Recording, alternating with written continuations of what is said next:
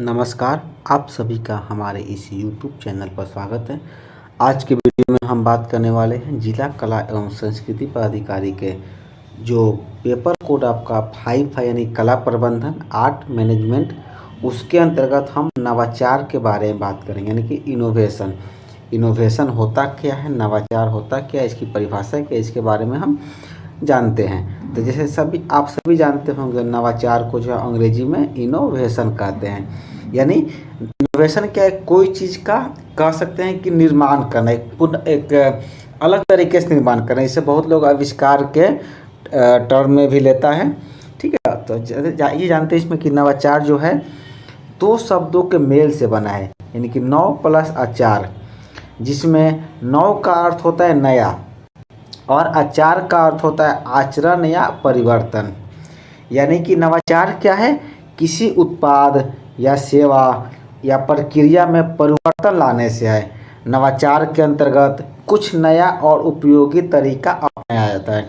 अब यहाँ पर देखिए, जैसे मैंने कहा है कि नवाचार क्या है, बहुत लोग इसे एक आविष्कार के तौर पर भी मिल लेता है, लेकिन आविष्कार और नवाचार में थोड़ा सा अंतर है। अंतर यह है, आविष्कार हम उस चीज़ को कहते हैं कि नहीं, कोई चीज़ का निर्माण करना। ठीक है ना, मान लीजिए कि जैसे कि ये मोबाइल, आप मोबाइल फ़ोन यूज कर रहे हैं, तो मोबाइल फ़ोन क्या था, एक आविष्कार था, एक आविष्कार किया गया है। ठीक है, तो पहला एक मोबाइल फ़ोन आया, उसको हम आविष्कार बोलते हैं। लेकिन इसी मोबाइल में क्या किया, नए नए परिवर्तन किए गए। जैसा खुद याद कीजिए, आज से 5 साल पहले कुछ और मोबाइल था, यानी कि हमारे पास अगर 10 साल पहले हम जाते हैं तो हमारे पास एंड्रॉयड सेट नहीं था, या बस सिंपल सेट है, उसमें नवाचार किया गया, नई नई चीज़ें ऐड की गई। आप भी खुद देखते होंगे, आप प्रत्येक दिन मोबाइल में नए नए फीचर इसमें ऐड किए जाते हैं। तो ये जो नए नए फीचर, नए नए इसमें कह देंगे सामग्री ऐड की जा रही है, उसी को हम इनोवेशन या फिर नवाचार कहते हैं। यानी कि जैसे कहा यहाँ पर लिखा है कि नवाचार क्या है, किसी उत्पाद यानी कि प्रोडक्ट या किसी सेवा सर्विस या किसी प्रक्रिया में परिवर्तन लाने से है। यानी कि उस प्रक्रिया जो बहुत दिन से चली आ रही है, जो चल रही है, उसमें हम कुछ यदि परिवर्तन करते हैं या कुछ नया चीज़ उसमें लाने का हम प्रयास करते हैं, उसे ही हम नवाचार कहते हैं। ठीक है, अब इसमें देखिए, यदि हम उदाहरण की बात करें तो कह सकते हैं इसमें कि नई विधि, नई तकनीक या नया कार्य, नई सेवा, नया उत्पाद इत्यादि, ये सभी क्या है, नवाचार के अंतर्गत आते हैं। इसीलिए जो है नवाचार को अर्थतंत्र यानी कि इकोनॉमी का सारथी भी माना जाता है। इकोनॉमी का सारथी इसलिए माना जाता है क्योंकि जब कोई चीज़ में नयापन आता है, कुछ नया करते हैं, तो क्या होता है, उसके प्रति लोगों का आकर्षण होता है और वो चीज़ें ज़्यादा मार्केट में रन करती, ज़्यादा चलती है वो, इसीलिए उसे अर्थतंत्र यानी इकोनॉमी का सारथी माना गया। किसे माना गया, नवाचार को माना गया है। ठीक है, देखिए नवाचार क्या है, नवाचार वह परिवर्तन है जो, जिसे मैंने पहले बताया था, जो पूर्व में स्थित विधियों और पदार्थों में नयापन लाने का प्रयास करता है। क्या करता है, वो एक नयापन लाता है। जो चीज़ें मार्केट में चल रही है या जो चीज़ें हमारे पास उपलब्ध है, उसको क्या करता है, उसको नयापन लाता है, उसको न्यू बनाता है।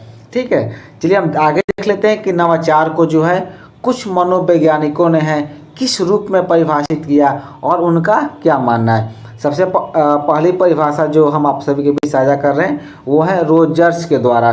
रोजर्स कहते हैं, नवाचार वह आइडिया है जिसका प्रयोग व्यक्ति अपने नवीन कार्यों के रूप में करता है, नवीन कार्य के रूप में करे, उसे हम नवाचार कहते हैं।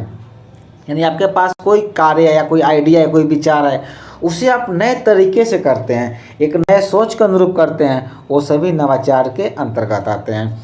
और दूसरा वार्नेट का परिभाषा है, वह कहते हैं नवाचार एक विचार है, एक व्यवहार है अथवा एक पदार्थ है जो नवीन है यानी कि नया है और वर्तमान स्वरूप से भिन्न है।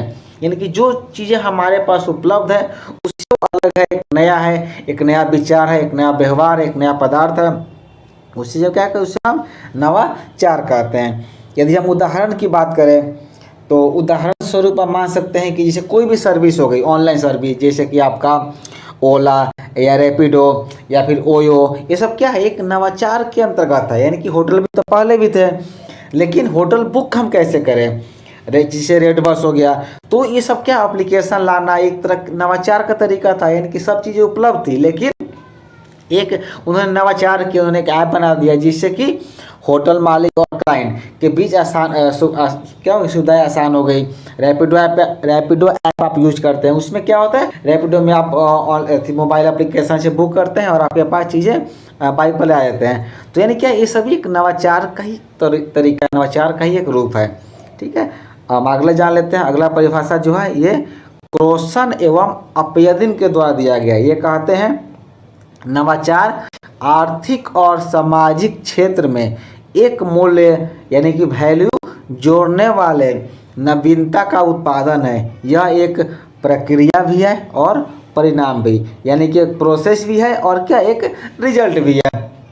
नवाचार से क्या होता है, किसी भी चीज़ का मूल्य बढ़ता है, उसकी वैल्यू बढ़ती है, उसमें नई नवीनता का उत्पादन होता है। यह कहना किसका है, क्रोसन एवं अपयदिन का। चलिए एक और है जिनका नाम है माइल्स, इनके द्वारा कहा गया, ये कहते हैं नवाचार एक समझ बूझ कर किया जाने वाला नवीन और विशिष्ट परिवर्तन है जिसे किसी उद्देश्य की प्राप्ति हेतु तैयार किया जाता है। तो ये कुछ परिभाषाएं थी जो कि नवाचार को डिफाइन करते हैं, यानी कि इनोवेशन को परिभाषित करते हैं। आइए हम जान लेते हैं कि नवाचार की शुरुआत कब से हुई थी। तो यदि शुरुआत की इसकी हम बात करें तो यूनेस्को में एक सम्मेलन हुआ था 1971 को, यानी कि 1971 ईस्वी में। इस दौरान जो है नवाचार शब्द को पहली बार परिभाषित किया गया, यानी कि नवाचार जो हमारा शब्द है, जो इनोवेशन हमारा शब्द है, इसे इसकी डिफिनेशन दी गई, इसकी परिभाषा दी गई और ये कहा गया कि नवाचार को स्वीकृति यानी कि एक्सेप्टेंस जो है तभी मिल सकता है जब वो इन 6 चरणों से होकर गुजरे।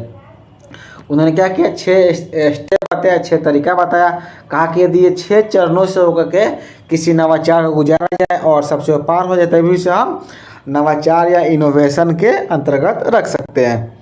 ठीक है, तो 6 चरण कौन कौन से, आइए हम देख लेते हैं।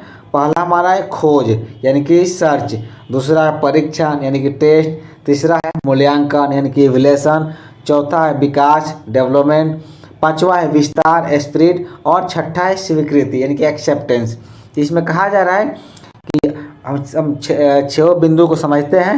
इसमें कहा है कि नवाचार की शुरुआत किसी खोज के द्वारा होती है, कि सर्च के द्वारा होती है, फिर उस खोज पर एक परीक्षण किया जाता है और परीक्षण करने के उपरांत इसका मूल्यांकन कर उचित दिशा में विकास किया जाता है और विकास के उपरांत विस्तार कर समाज में व्यक्तियों के द्वारा इस नवाचार को कितनी स्वीकृति मिल रही है, कितना एक्सेप्टेंस इसे मिल रहा है, इसको निरीक्षण करने के उपरांत नवाचार की संज्ञा उसे प्रदान की जाती है।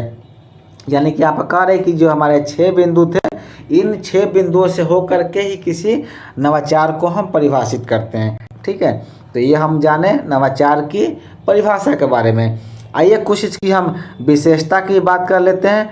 तो नवाचार की यदि हम विशेषता की बात करें तो कुछ विशेषताएं निम्न हैं जो कि हम बिंदु वाइज समझेंगे। पहला हो गया कि नवाचार को सामान्यतः नए विचारों के निर्माण की संज्ञा दी जाती है। जैसे मैंने पहले आपको बता चुका, कोई भी चीज़ें क्या है उसे कह सकते हैं कि एक नए रूप में तैयार करना, नए रूप में उसे परिभाषित करना, नए रंग रूप में उसे प्रस्तुत करना, वो क्या होता है, नवाचार के अंतर्गत आता है। दूसरा इसकी विशेषता है कि नवाचार की उत्पत्ति का कारण आवश्यकता और परिस्थितियाँ होती है। ये सेम परिभाषा जो आप सुने भी होंगे, क्या है कि आवश्यकता ही आविष्कार की जननी है। तो ठीक उसी प्रकार से नवाचार भी एक तरह का आविष्कार ही है, लेकिन आविष्कार से थोड़ा सा भिन्न होता है। ठीक है, तो वही कह रहा है कि नवाचार की क्या है, उत्पत्ति का कारण आवश्यकता और परिस्थितियाँ होती है। यदि हमारे पास किसी चीज़ की आवश्यकता नहीं होगी, कोई ऐसी परिस्थितियाँ नहीं होगी, तो क्या होगा, कभी भी नवाचार का निर्माण नहीं हो सकता है। आप खुद अपने आसपास देखिए, जो भी चीज़ें हमारे सामने मार्केट में आती है या फिर किसी के द्वारा बनाया जाता है, तो कहीं ना कहीं वो इन समस्याओं से जूझते हैं। उसके बाद उनके मन में आइडिया आता है क्यों ना ऐसी कोई चीज़ बनाई जाए ताकि लोगों को इसमें थोड़ी सी सहूलियत हो जाए, यानी कि आसानी हो जाए। ठीक है, वो सभी क्या है, नवाचार के अंतर्गत आते हैं। यदि हम एक उदाहरण की बात करें तो उदाहरण के स्वरूप में हम इस वीडियो को ही ले सकते हैं। जैसे कि ये पेपर हम कला प्रबंधन का है, तो आप सभी परेशान हो रहे थे कि कला प्रबंधन का कोई मार्केट में बुक नहीं है, या फिर यूट्यूब पर ऐसा कोई कंटेंट नहीं मिलता है। तो ये क्या है, एक समस्या थी, एक आवश्यकता थी लोगों की। तो मैंने सोचा क्यों ना इस पर कुछ कंटेंट का निर्माण किया जाए, कुछ वीडियो का निर्माण किया जाए, ताकि आप सभी को कुछ फायदा हो जाए। तो ये क्या है, इसे भी हम एक नवाचार के अंतर्गत रख सकते हैं। ठीक है, तो चलिए आगे हम समझ लेते हैं। इसमें कह रहा है इसका जन्म क्रिया के दौरान या दार्शनिक विचारों की गहनता से होता है। ठीक है, ये तो है, कह रहा है कि इसका निर्माण कैसे होता है कि क्रिया के दौरान कोई भी हम कार्य करेंगे। दार्शनिक विचार का मतलब होता है कि आपके पास एक कह सकते हैं कि फिलोसफर सोच होनी चाहिए। सोच ऐसी कि जैसे ना अभी कि मैंने सोचा, तो मैंने सोचा यानी कि इसमें लगभग जो आपका कला पदाधिकारी का जो एग्ज़ाम हुआ था पीटी का, इसमें 241 स्टूडेंट पास हैं। तो 241 में तो किसी ने नहीं सोचा ऐसा करने के लिए। तो दार्शनिक विचार का मतलब ही होता है कि किसी एक ने सोचा और उन्होंने किया उसे, तो क्या होता है, वो नवाचार के अंतर्गत आता है। तो वो आपके पास सोच होनी चाहिए। ठीक है, अगला कह रहे हैं यहाँ पर विशेषता में, यह वर्तमान में उत्पन्न समस्याओं में सुधार लाने का नूतन प्रयास होता है। जैसे कि कहा था ना कि उत्पत्ति के कारण यहाँ जाना था कि आवश्यकता और परिस्थितियाँ होती है। तो यदि किसी चीज़ की आवश्यकता है, उसका मार्केट में डिमांड है, यदि उसका हम निर्माण करेंगे तो क्या होगा, जो हमारे समक्ष जो समस्याएं होगी उस समस्याओं का समाधान हो जाएगा।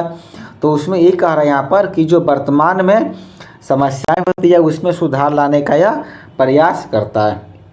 ठीक है, अगला और अंतिम इसका है, इसमें कह रहा है कि इसमें विशेष गुण वाले तत्व विद्यमान रहते हैं जो परंपरागत परिस्थितियों से भिन्न होते हैं।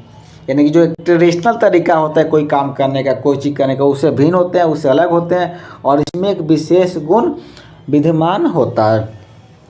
तो आज के क्लास में जो है हम जान रहे थे आपके नवाचार के बारे में। उम्मीद है कि आप नवाचार को अच्छे से समझ गए होंगे। आइए इसका हम कुछ निष्कर्ष जान लेते हैं, कंक्लूजन जान लेते हैं आज के क्लास का।